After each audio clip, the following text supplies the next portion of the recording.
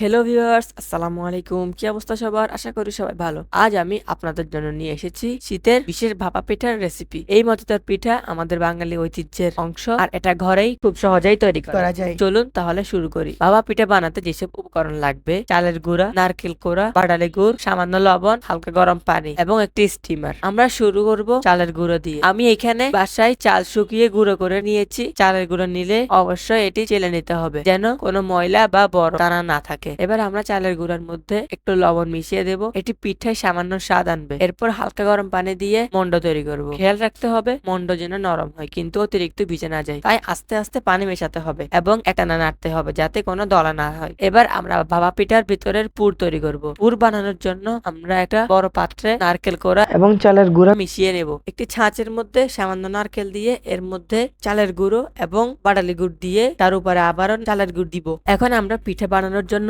Steamer বা মাটির হাঁড়ি সেট করব।